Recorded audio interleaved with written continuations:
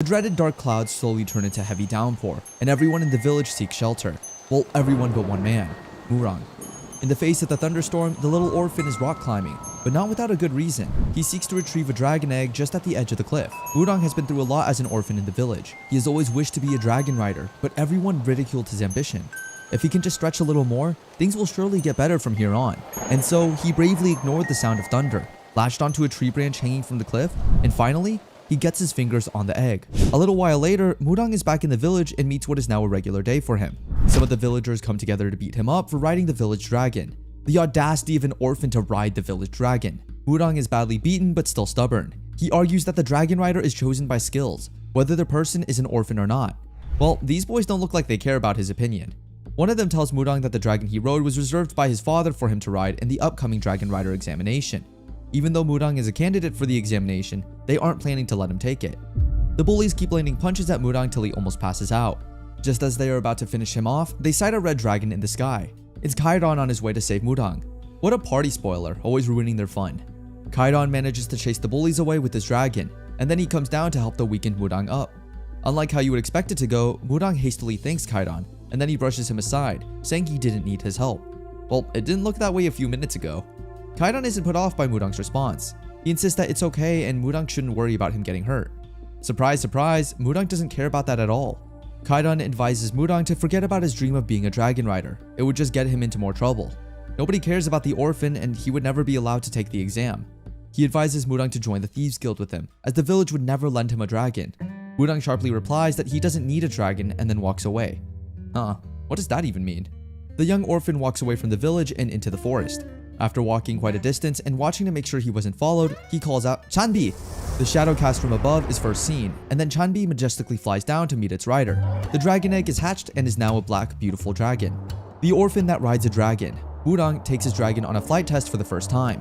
Surprisingly, Chanbi is already an expert at flying, or maybe he just has a good connection with his rider. Whichever it is, the pair seem to enjoy the ride as they kick it up a notch by increasing the flight speed.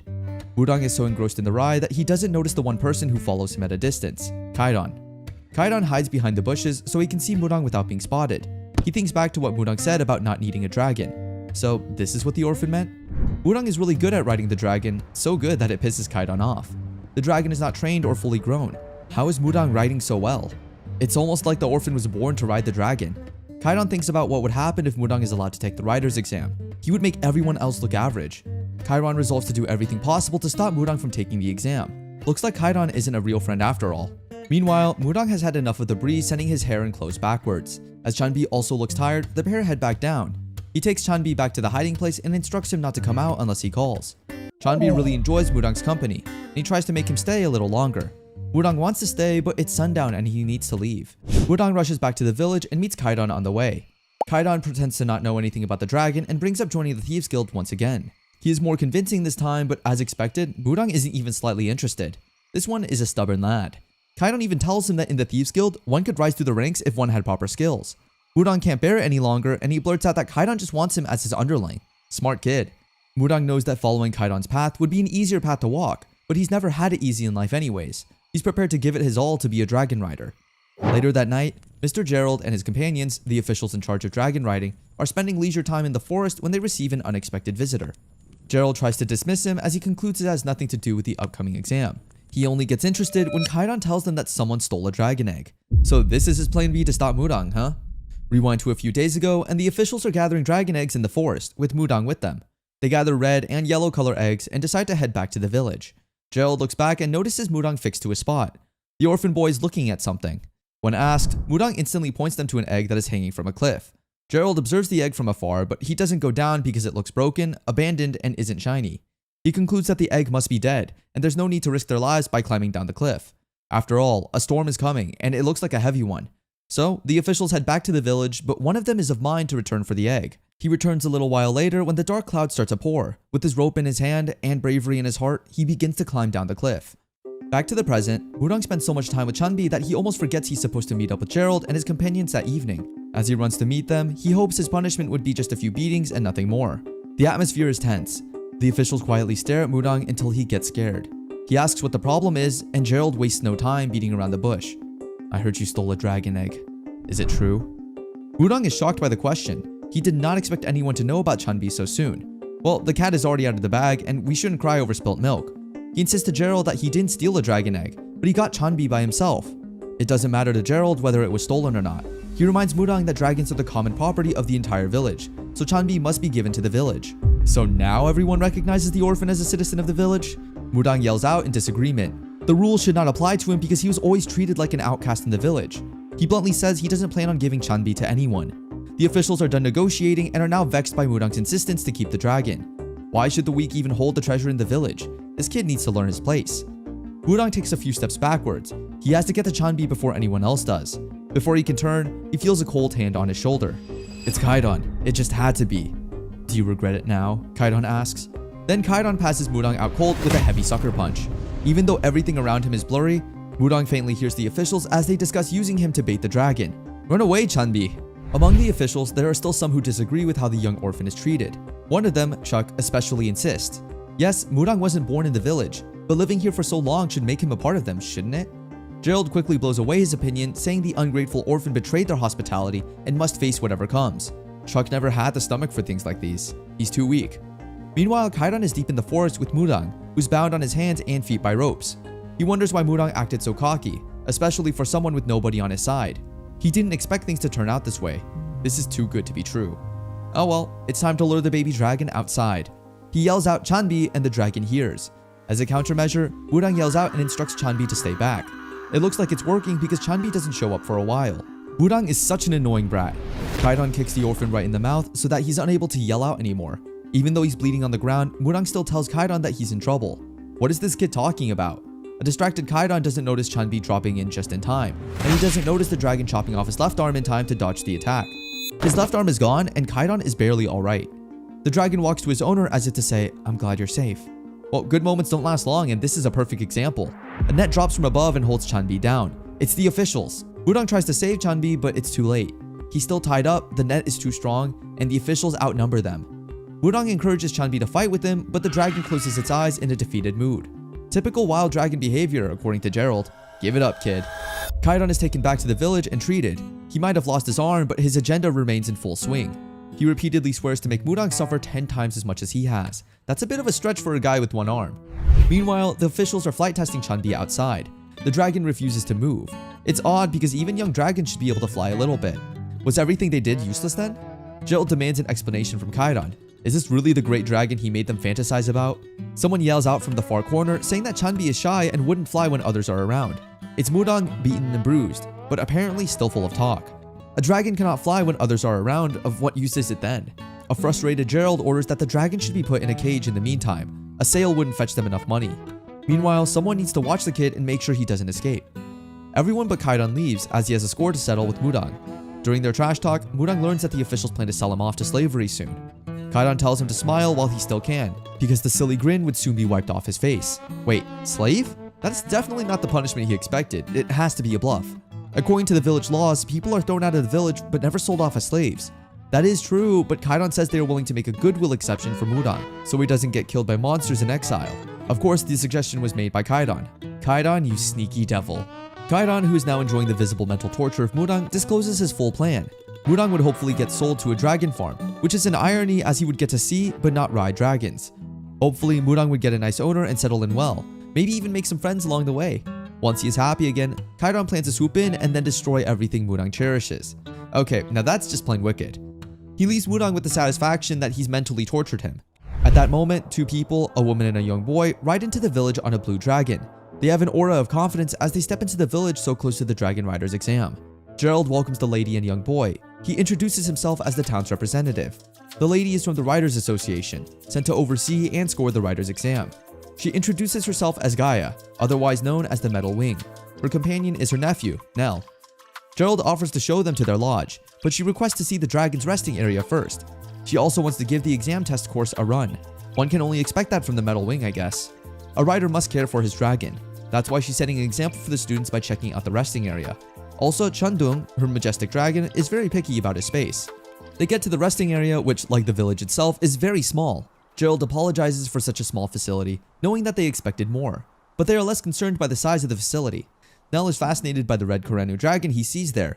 The boy seems fearless and goes ahead to touch the dragon. Well, it's generally a calm type, but one must still be careful. The Metal Wing puts her dragon to rest and is now ready to see the course. Gerald is ready to take them, but her nephew wants to stay with the dragons a little while longer. The kid just met a strange dragon and isn't even slightly scared. Mr. Gerald permits him to stay, but says that Metal Wing would have to take a look at their applicants. That's not a problem. So, they leave Nell in the company of the dragons and under Chundung's protection. With the older ones gone, Nell can bring out his goofy side.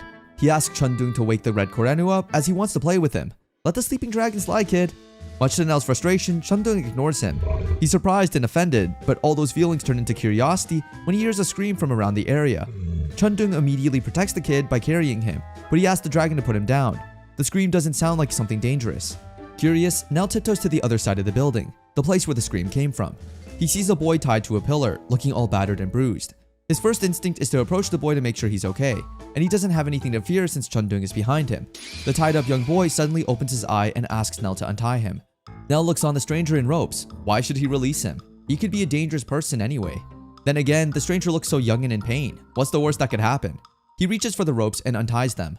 Wudong picks up a sharp hatchet from the ground and walks toward Nell. You should bury the hatchet, not pick it up. He doesn't even thank Nell for saving him, so the Metal Wing's nephew thinks that Wudong might be dangerous after all. Luckily for him, Wudong walks past with the hatchet, hastily thanks him, and heads for the cage where Chanbi is kept. Even though Wudong is very weak from what he suffered so far, he uses every bit of his remaining strength to strike the cage with the hatchet. Nell, who had been watching on curiously, walks over and offers to help Wudong. Wudong barely acknowledges the boy's presence, but the boy persists until Wudong can't take any more of it. He yells at Nell to leave him alone. Nell's countenance changes and he leaves sadly. Wudong can't understand why such a young boy would want to be involved in something so dangerous. Oh well, he looks like an over-pampered boy. That's how they usually are. Meanwhile, Gerald and the Metal Wing are riding through the course, just as she requested. Both of them are experienced riders and easily ace the course. The candidates wouldn't find it so easy though. In no time they finish the course and Gerald reminds her that she needs to meet the applicants. She agrees and even asks to eat with the applicants. Meeting with them shouldn't be such a big deal, especially as the rider's exam is tomorrow. Meanwhile, in the resting area, everything seems pretty normal at first. Wait a minute, the orphan boy is missing and so is his black dragon. Who could have let them out? The Dragon Rider's examination day is finally here. Candidates are putting the finishing touches to their preparation. Kaidan is also there, even though he has only one arm now. He makes small talk with the guard and finds out that guys from the Thieves Guild are present. He needs to impress them then. Meanwhile, Gerald calls the Metal Wing and her nephew, and he tells them about the slave that escaped yesterday. There were cut marks on the rope, and Nell was the only one around. It's clear that Nell is the culprit and he can't deny it. A guest shouldn't interfere with the town's business, that's a rule. Gaia apologizes and promises to cover the cost of the damage. It's not easy to cover the cost when it includes a dragon. Gerald puts the Metal Wing in a tight corner by promising to let it slide, only if she favors his son by selecting him to be her disciple. She has no choice but to promise to consider it. A little while later, the exam begins. Even with one arm, Kaidan looks calm and much better than the other riders. That's a nice way to impress the guild. Just when it looks like Kaidan would steal the show, a black dragon appears in the clouds. With the color and size of the dragon and the confident smirk of its rider, Wudong is unmistakably the dragon rider. What is that brat doing here and how is the dragon flying? Rewind to a few hours ago, Wudong and Chanbi wake up in the forest.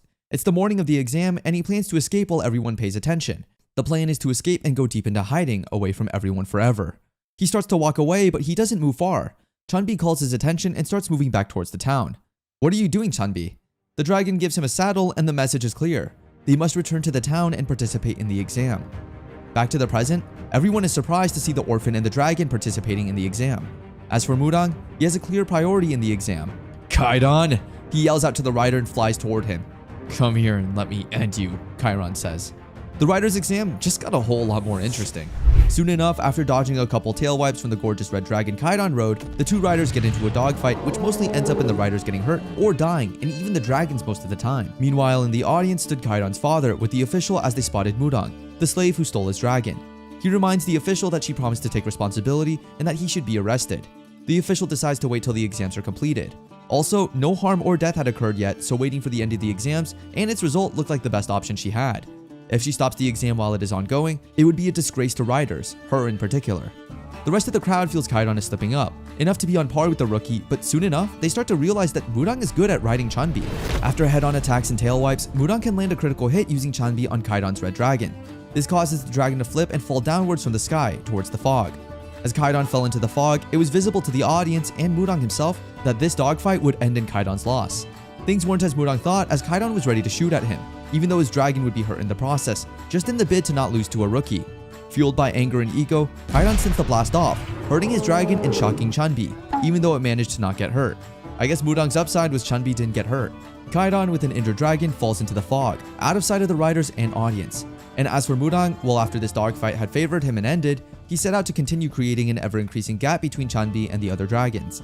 Approaching the vine course like it was cutting through butter, Mudang rode Chunbi through this course so easily, it drew the attention of all riding and watching. The course required at least a moderately skilled rider to ride through unscathed, but the speed Mudang used to slip through was astounding. The official and everyone was shocked at the skill level Mudang just displayed, as that was a skill that one would most likely train till death for, but he had acquired it at such a young age. His teamwork with the dragon was another thing to ponder about. Riders usually get attached to a dragon, and after frequent flights, both parties pick up bits from each other to better cooperation and a better flight. Mudang right here looked like he had been flying Chunbi for decades, even if he stole her because he was worthy and connected to her. The official thought that if Mudang has such a skill, a born prodigy, the skill would have earned him recognition and respect from all. But that isn't the case, as he must have been taught how to fly by someone very talented. Meanwhile, on the dragon course, the other riders were having a hard time following him, not to mention keeping up. Mudang at this complicated course, giving the others a hard time, did not stop. He pushed Chunbi to go faster, and so they did. With a lovely flow and ease through the vines, Kaidan's father wasn't having this, as he got agitated that his son was no longer a part of the race that Mudang is now topping. He gets mad at the official when she refuses to stop the exams because of Kaidan.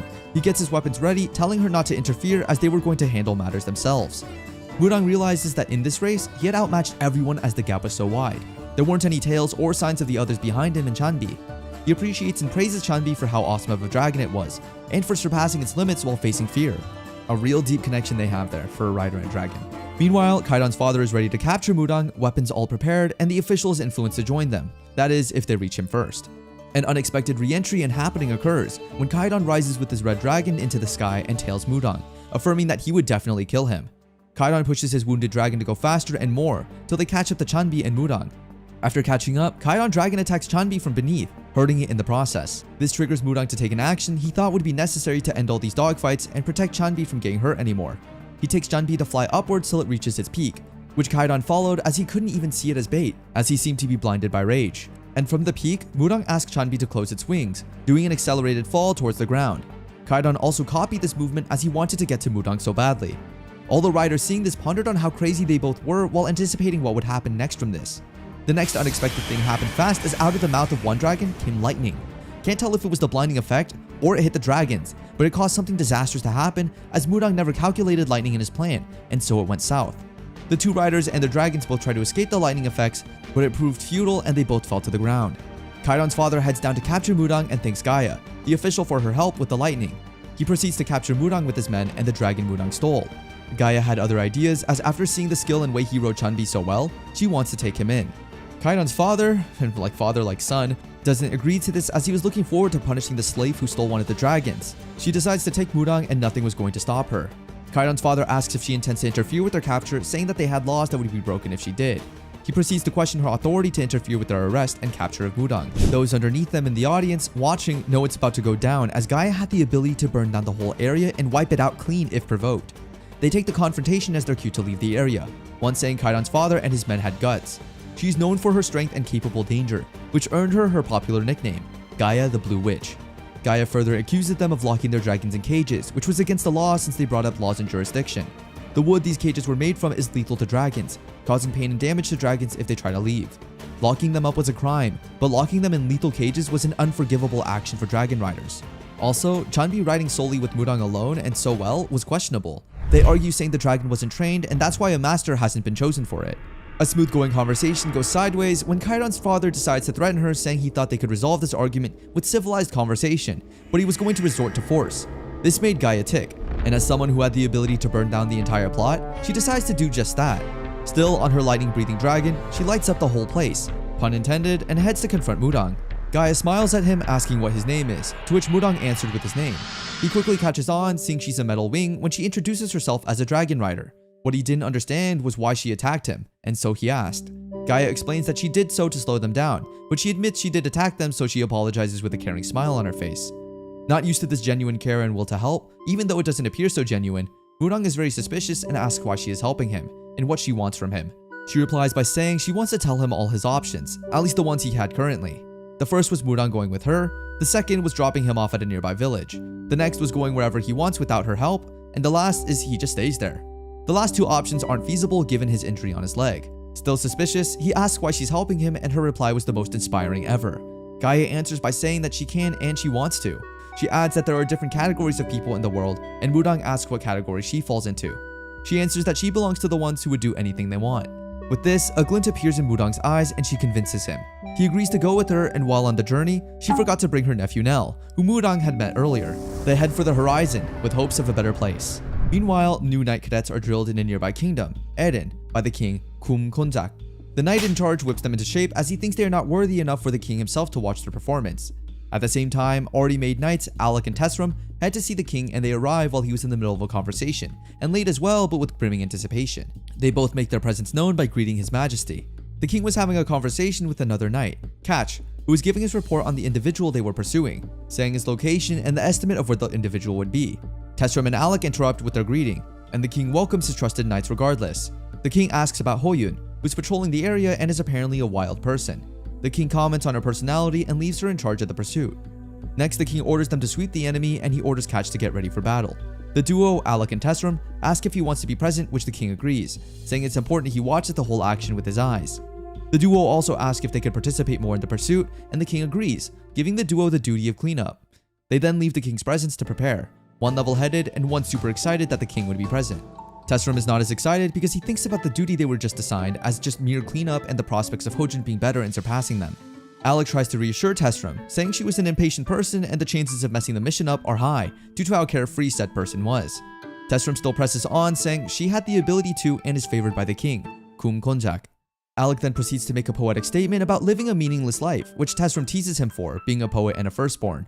Alec also proceeds to wish this unknown individual luck as he would need it, especially if King Kum Konjak would be present to make sure he is pursued and most likely captured. They make preparations for this event that would be labeled the King's Hunt. Meanwhile, Mudang is going on an errand for Gaia, though he went with the thought and perception of it as his first quest.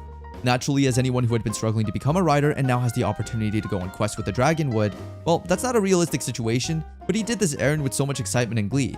Usually when things are done with zeal, they get done faster. In this case, it wasn't different at all. He came back faster than Gaia expected. He then asks her how he did on his first quest, and this is when she breaks the hard truth to him, saying it was just an errand and not a quest. This realization that there was a difference between the two made him a little sad, but not for long. She tells him that his first quest would have to be something way better and more of a big deal, not some petty task.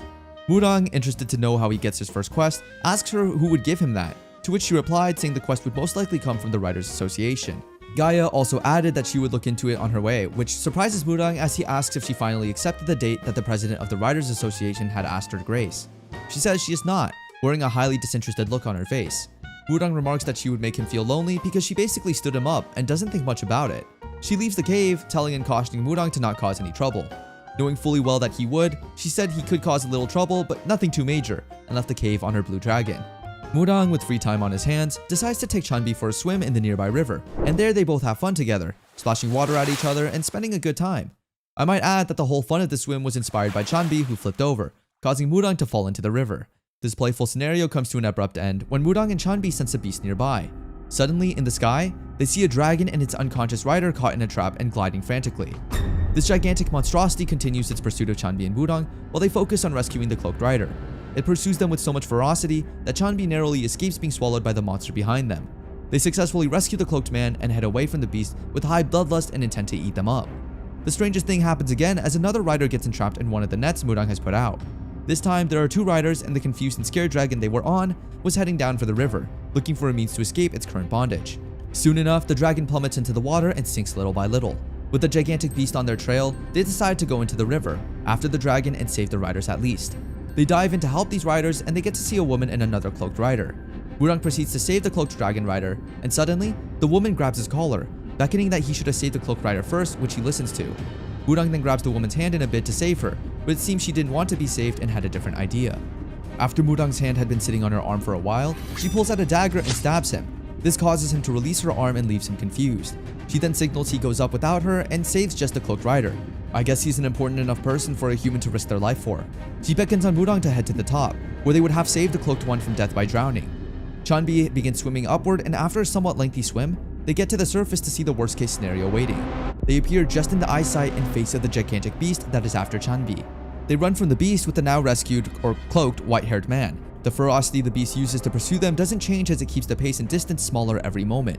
The pursuit continues for a while, and Wudong is left to wonder why they were being pursued so particularly. What could Chanbi have done or didn't do to cause the beast to be so bent on swallowing them up? Wudong realizes that if this pursuit went on into the jungle, in no time other monsters would join the pursuit, narrowing their chances of escape and possibly increasing the chances that they die before Gaia even came back or could help. Wudong decides they go to the Devil's Valley, a familiar terrain that the monster would have trouble moving through due to its huge size. It would also pose no challenge to Chanbi when it comes to navigating, as they've already been there before. On their way there, away from the monster, the cloaked man wakes up and is worried as to where he is and where he's going. Wudong notices he has regained consciousness, so he advises him to hold on to Chanbi for better grip and balance. With no other option than trusting the dragon he is on and its rider, he holds onto Chanbi as tightly as he could as they descend into the Devil's Valley, a tight hole that leads to an underground area with a lot of spiky rocks and arrays that would prove difficult for any rider and dragon. The cloaked man wore concern and worry on his face as they went down the hole, even though Wudong had a reassuring frame and aura. To the cloaked man's surprise, Chanbi with Wudong's guidance slips into the hole, passing through all the spiky rocks easily with no damage whatsoever. I guess there's a trend with unexpected happenings, because the next thing is unexpected. As they glide through, or better put, slip through familiar areas, there's confidence in the air between dragon and rider, but soon, all that went to a pause when the giant, the huge one on their trail and never giving up, pokes its head into the hole, forcing its head through at least enough to get its mouth in. This caused the earth to rumble and the terrain, which was familiar, to change and the rocks to move. To protect Chanbi from getting hit by one boulder, Wudong directs Chanbi to take a right and head away from the raining boulders, but only to meet another one, blocking the exit at the right end. They soon realized they were in fact stuck underground with no way to go out and no way to get help. This is terrifying to anyone, and I wonder what spiral this unexpected event would cause. The strange white-haired man apologizes to Wudong as he feels responsible for putting Wudong in this dangerous situation. Wudong quickly accepts the strange man's apology, mainly because he understands he played a part in this. After all, they wouldn't be in this situation if the strange man's dragon didn't get caught in Wudong's trap. But right now, they must find a way to escape together, and Wudong says he has a plan. His genius plan is simply to leave the cave from where they came, where the monster is waiting. The whole traveling party is pessimistic about the plan. Even Chanbi and Wudong aren't so sure. Desperate times call for desperate measures, so they have no choice but to carry out the plan. The monster roars at the mouth of the cave, and there seems to be no way out. Almost. Wudong spots a little space by the side of the monster. Bingo! They only have one small window of opportunity, it has to count. Chanbi takes a huge leap and flies towards what could be their death. Wudong is scared but knows he has to focus. The stranger looks quite confident. Is he always like this, or has he got a trick or two hidden up his sleeves? Well, Wudong has an untested trick for this moment too. As he gets very close to the monster, he activates Shadow. Chanbi's eyes sparkle, and instantly, his body and those riding on him become mere shadows. Since it's an untested trick, Wudong had no idea whether it would work or not. Thank goodness they can easily get past the monster now. The monster screams and blocks its path with its body. Wait, it can still sense them. Wudong is out of chips now and can only hope for a miracle to happen. The strange man looks as if he's focusing on something, and then suddenly, his eyes begin to sparkle. Wudong doesn't notice the change in the strange man's eyes. However, he notices that after a while, the once aggressive monster is now very calm and doesn't even try to attack them anymore. With that, Chanbi bursts out of the cave without being attacked by the monster. Their lives are saved, for now. Wudong is curious about what suddenly made the monster go gentle. His strange companion doesn't give him a direct answer, but replies that the most important thing is that they are safe. Well, it's true, but Wudong would still like to know. While talking with this man, he notices that this man is quickly losing strength, and finally, he passes out. Not even 1 second after the stranger passes out, the monster roars at them again. Could it be having mood swings? Fortunately, Chanbi already put enough distance between the two beasts, so Wudong isn't too bothered. Now he needs to attend to the stranger, not forgetting about the stranger companion he left before. Chanbi takes them back to the tree, the place where Wudong stayed with the metal wing. A little while later, the strange man wakes up and sees his companion trying to revive him. It looks like he's been out cold for a while. He calls her Gina, and she calls him, the stranger with the white hair, Arth. Arth can barely recall what happened, so he asks Gina for help. She tells him about how he was helped by a dragon rider named Wudong. Is that so? Even though Arth's body still feels weak, he asks Gina that they leave immediately. Well, they would, but their dragon hurt its wing. According to Gina, Wudong is working on it, but it could take a while. That Wudong guy sounds like a nice fellow. Arth insists to leave immediately, even after hearing what happened to their dragon. He reminds Gina that they are in a race against time. Wudong comes into the room to update Gina about the state of their dragon. His face lights up when he sees Arth awake. He must have been a little worried about the man. Arth remembers a lot more now. He thanks Wudong for his help and points out that his dragon riding skills are remarkable. Wudong is happy with the compliment and tries to make small talk, but Arth has no time for that and goes straight to the point. He tells Wudong that he has a quest for him. Murang recalls what Gaia said about having to complete a quest before being a dragon rider, and now there is a quest opportunity on a golden plate. There's no way he would miss this. So when Arth asks whether he's truly a rider, he nods his head and lies to them. After all, how difficult could this quest be? Murang requested to know the details of the quest, and Arth says that Murang must take him to the IC immediately. I don't know about you, but the IC sounds a bit scary. Oh well, it's what he signed up for, and he must carry out his quest. Murang leaves the pair and goes to prepare for his journey. Arth is really impatient because he keeps checking to see if Murang is finished packing. How important could his mission be? Curiosity leads Murang to ask Arth the question. After all, they would arrive in a few days. What is so special that makes him want to hurry? Arth doesn't provide him with the answer he needs, so Murang goes to double check with Chanbi. He can't make Chanbi go where he doesn't want to, but the graceful dragon makes sounds of affirmation, indicating that he has no problem with the quest. Gina looks so devastated, Arth has to go and talk to her. Why so gloomy, Gina? For starters, she's sad that she would have to stay back instead of going with Arth as she desires. Oh, Gina. Arth lifts her up and pulls her into his arms in a warm embrace. He tells Gina that their journey together is now over and instructs her to stay with Murang the moment he's gone. Gina doesn't like those instructions but is ready to obey Arth. Murang interrupts their heart-pouring session with news that he's ready to leave now. Finally, the white-haired Arth and the orphan rider are about to leave for their quest. Gina couldn't be sadder. She drags Arth back and makes a final request. The request is simple. Remember me. Arth spares her a tender look, then walks to the dragon, and Chanbi flies away from the sobbing Gina. A young Gina runs into Arth and fearlessly asks for his name. Arth points out how rude she acted, saying you can't bluntly ask for another person's name. In that case, she introduces herself as Gina. She doesn't let him say his name. She simply asks if he would like to be called Arth. He has no problem with that, and so a friendship is born. But all these things are faint memories. Arth must focus on the mission ahead and nothing else.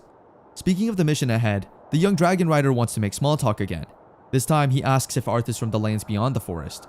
Arth doesn't understand why he would ask that, but he responds that he truly is. Murang asks Arth about the skies that are outside the forest. He says that the Metal Wing had previously told him stories about the beauty of the skies outside the forest. According to her, there are flight attractions there. Arth must have stayed under a different sky because he didn't see anything attractive about the sky. More importantly, he asks Murang why he's never been outside the forest, and that's when he lets it slip. Big Mouth Murang tells Arth that his master says he can complete a quest to be free. Immediately, he discovers that he just let the cat out of the bag, and once he let those words slip, there is no taking them back. Murang apologizes to Arth for lying about being a rider. He expects Arth to blow up in a fit of rage and probably cancel the quest. Why is Arth so calm, almost indifferent? Arth tells Murang that he doesn't care whether he's a rider or not. In fact, he already knew that Murang wasn't a rider before giving him the quest. Murang is both relieved and confused. Why did Arth give him the quest even though he knew that he wasn't a rider? Unfortunately, the chatty version of Arth has gone back inside. Arth tells Murang that he just needs to get to the IC. If he can do that, all of Arth's major problems would be solved. At this stage of the conversation, Murang is of the mind to quit the quest. Arth doesn't understand why, not when they've come so far. Murang calms Arth's nerves by saying he would still go to the IC. By quitting the quest, he means that he won't accept payment anymore. Taking Arth to the IC would be his way of apologizing for his lies. Arth is as confused as the next guy. He doesn't even understand why someone would offer to do such. At this point, I agree with Arth. Arth says that the lies don't matter to him, but Murang insists, saying he must protect his dignity through honesty. The riders are still locked in conversation, so they barely notice that Chanbi has his own problems to deal with. Chanbi swiftly flies through the sky, shocking both riders as they struggle to stay on its back. After journeying for days, Gaia finally gets to her destination. The island from above seems peaceful enough, just as she left it. That must be a good sign. Chundung powerfully glides down and lands on the island. It's time to get down to business. She is welcomed back to the island by a familiar man, who's well aware of her visit to see the chief. Gaia is not so happy when the man asks her to hide her dragon. Since when did that happen on the island? He responds that soldiers have come and are now drafting people. Drafting people? What does that even mean? He says it's better to ask the chief directly, as he would have better answers to her questions. Alright then, she waves goodbye and heads over to Chief Brand's place. Chief Brand keenly stares at a piece of paper in his office when he hears a knock on the door. He yells out that he's busy, but his schedule immediately clears up once he sees the woman at the door. It's Gaia. The once busy chief gets up from his seat to welcome the Metal Wing. She finds this a little bit awkward. He inquires about her journey and whether she had trouble on the way. That's less important than the actual situation at hand. She asks for details on what's going on in the village. The chief's countenance drops as he informs her that Kum Konjak already mobilized his troops for war. The advanced party led by Hoyun is already in the village. The king hasn't come yet though. Gaia has heard about Hoyun. She was popularly called a crazy bitch a few years ago. The bad news keep coming as Chief Brand informs her that the soldiers rounded up all the riders the moment they arrived in the village. The way they move, it looks as if they are hunting for something or someone. Well, who or what are they looking for? Chief Bran brings out the piece of paper he stared at moments ago. It's a wanted poster of the person whom they seek. According to Chief Bran, it's a wanted poster of an escapee who ran off to the forest. The forest? She asks to see the poster immediately and the chief allows it. There is no picture on the poster, but there's a description of the escapee on the back of the paper. With her heart beating fast, she reads the description and is relieved to see that this person has white or gray hair. Phew, that's definitely not Mudang. She steps out of the chief's office feeling relaxed but is caught off guard when he asks her out to dinner. Didn't this man just insist that he was busy? The chief timidly says he's free now. It's just dinner, so she says yes. Deep down, she just hopes that Mudang doesn't get in trouble while she's not around. If only someone could tell her that Mudang accepted his first quest from Arth, the escapee. Meanwhile, on the road to the Ice Sea, Chanbi swiftly flies down, and the riders struggle to hold on. Arth struggles even more as he falls off the dragon. Mudang has to grasp his hand to prevent a certain death. Arth doesn't appreciate the save. After all, the only reason he fell was because Mudang's dragon suddenly started to act out. Speaking of that, what exactly happened to the dragon? Mudang laughs nervously and says that Chanbi must have sensed a monster nearby. For some reason, the dragon gets scared of confrontation most of the time. Even though the traveling companions are sure the area would eventually clear up, they can't help but wonder what a monster is doing in that area. The reason Mudang took this path in the first place is because there are usually no monsters around. They conclude that it must be hunting season for the monster. They just have to wait it out. In a way, they're right about hunting season, but in this case, the monster is the one being hunted by dragon riders. Two dragons fly with their riders through the branches and trees of the forest, in hot pursuit of the monster. Monroe and March shoot at the monster with little success, as it successfully glides through the forest floors and away from them. It's little wonder why they aren't professional hunters. Martha shoots at the monster this time and successfully hits it, but the hit doesn't really do any damage. The monster continues to run. Monroe calls out to his companion to abandon the pursuit. There's no way they could catch this monster. Marth is much more desperate, as he insists that they mustn't leave the place without catching something. Monroe sounds more reasonable, and he noticed that their deadliest weapons barely have any effect on the monster. If they manage to catch up, how exactly does Marth plan to bring it down? Hot-headed Marth doesn't listen to his companion. The only thing on his mind is that he mustn't starve for another day. He increases his dragon's pace and flies after the monster. Monroe knows that it's probably a terrible decision, but he still follows his comrade after the monster. Meanwhile, the runaway monster is now a predator instead of prey, as it notices Chanbi hiding behind one of the trees. It roars and walks toward the tree, leaving Mudang and Chanbi shaking in fear. Mudang's hope of not being spotted by the monster quickly fades away, as it quickly advances towards the tree where they hide. The monster roars and immediately tries to swallow Chanbi. Chanbi barely escapes as he glides them away from the monster's mouth by mere inches. They are safe for now. Mudang and Chanbi are ready to run away, but they notice that the monster has stopped attacking. Wait, it's not just that, the monster is dead. How did this happen? Who could have killed the monster? A dragon rider, Marth, immediately drops in and claims to have killed the monster. He's joined by a surprised Monroe, who cannot believe the monster died that easily. Because there are people around, Mudang decides that they need to leave there quickly. He asks Arth for his opinion, but notices that the white-haired fellow has passed out. Just like in the cave, the monster is tamed and Arth passes out. Did he do it, or is he just really scared of monsters? Whichever it is, Mudang knows that he can't continue the journey with Arth passed out. And so, Mudang takes his passed out companion to rest a little in the nearby village. As they head to the village with Chanbi left behind, Mudang notices that he's familiar with the surroundings. He just ended up in his former village, and it's in such a poor state. There are barely any people around, but there's one person that Mudang would recognize even if his memory is wiped off. Gerald. Mudang's heart rate increases. Gerald stops him at the gate and asks him for his identity. Just like he told the guys in the forest, he says that he's a traveling herbalist looking for a place to rest, so his passed out friend could recover. After what seemed like an eternity of staring, Gerald welcomes him to the village. It's a good thing that he had his hoodie up. He barely takes a step forward when Gerald says, "Wait a minute. Goodness, this is mental torture." Mudang thinks that Gerald must have surely sniffed him out now, so he's more than relieved when Gerald invites him to eat with them. Thank goodness, there's no way he would refuse food on an empty stomach. He eats for a while, then notices that Arth is finally awake. Arth asks where they are, and he tells him what he did after Arth passed out. Arth remembers that the clock is ticking and instructs Mudang to keep going next time, even if he passes out. Mudang doesn't agree, but Arth grabs him by the robe and orders him to do so.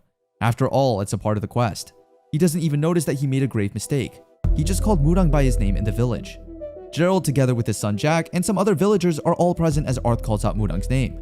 Arth doesn't understand why the villagers would get so upset at the mention of that name, but Mudang fully understands why. He tries to save it by claiming to be a different Mudang from the one whom they know. Jack asks Mudang to take off his hood to prove his innocence. Mudang knows he cannot run and leave Arth behind, so he has to take off his hood and hope they don't recognize him. But they do. It's definitely the orphan boy. How dare you come back here, Mudang? The entire village is enraged as the news of Mudang's return spreads. Jack calls him cocky, having the balls to return because he has the Metal Wing's protection now. Mudang insists that Gaia sparing their lives was an act of mercy, but he doesn't realize how the town fell because of Gaia's act. Gerald cuts in and says it's too much talk. He orders the villagers to capture Mudang instead. They can try, but Mudang is not the boy he once was. He easily brings Jack down with a kick. Then he looks back to see how Arth is faring. Unfortunately, Arth is already captured and at the mercy of the villagers. Is he that weak? As Mudang can't leave his companion, he is forced to surrender. The villagers round him up and give him a good beating. It feels like old times, to be honest. Arth is thrown into an underground dungeon while Mudang is tied up and made to hang upside down from a torture wood. The guard in charge of watching over Mudang isn't merciful as he kicks him until he faints. Jack and the guard leave the place, satisfied with what happened today. They also wonder how the witch would react if she finds out about the capture. Maybe she could be forced to pay a ransom. In the early hours of the morning, a man approaches the dungeon where Arth is kept. The man approaches quietly with a knife in hand.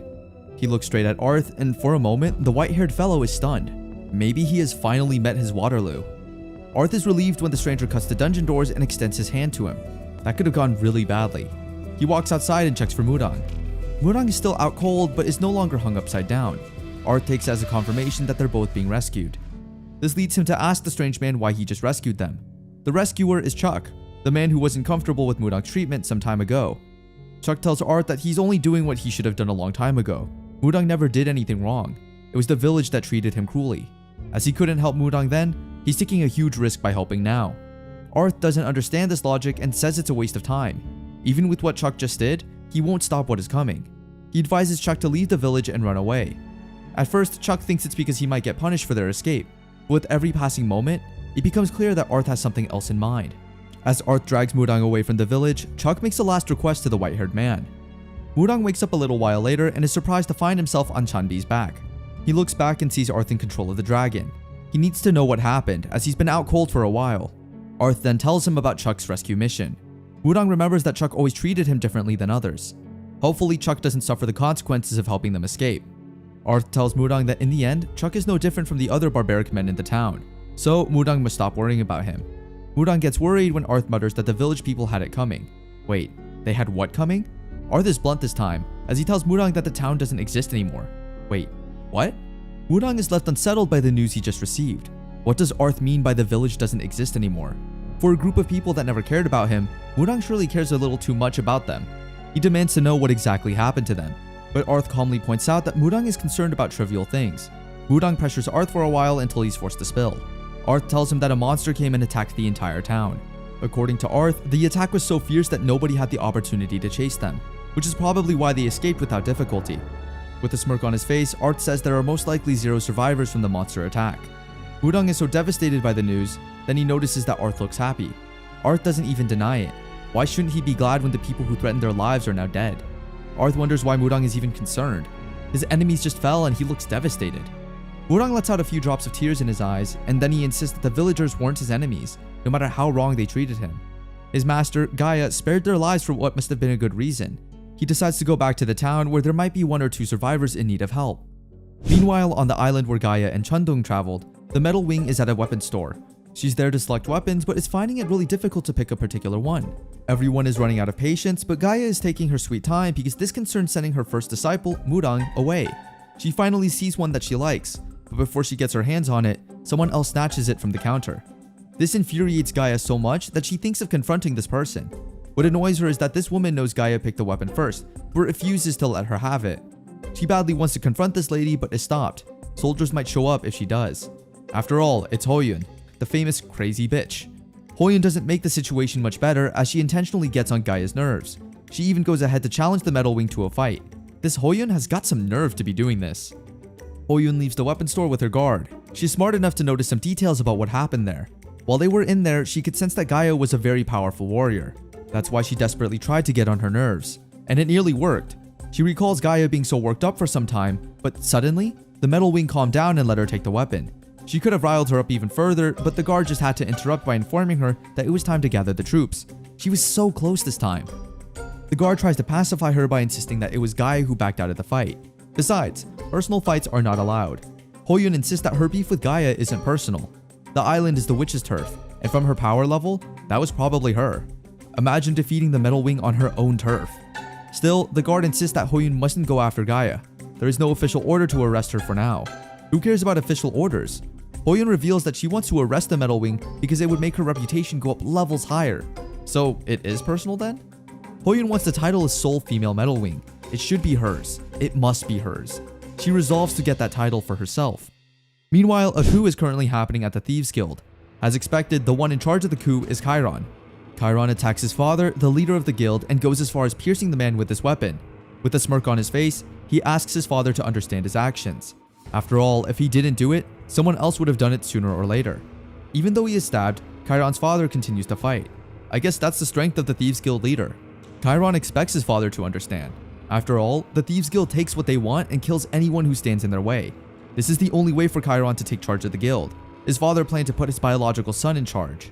Chiron feels he's more qualified, so he forcefully takes control of the guild.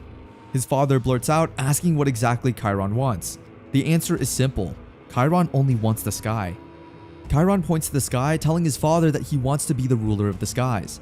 This is a laughable desire, and the chief seems to agree as he laughs loudly. So many people have desired the title of ruler of the skies, but no matter how hard they tried, none have succeeded in getting it. How does a child like Chiron intend to get the title? At least Chiron is realistic enough to acknowledge that he's not the most qualified for the position. However, he reveals that he plans to eliminate all other qualified people, one by one. This way, he'd be the most qualified man alive, and they'd have no other choice but to recognize him as their ruler. His father laughs even more. All he sees are big plans from a mere rookie. We'll see who has the last laugh, says Chiron. He promises his father that he would rise high in the ranks, so high that his father wouldn't believe it. That is, if he were alive to see it.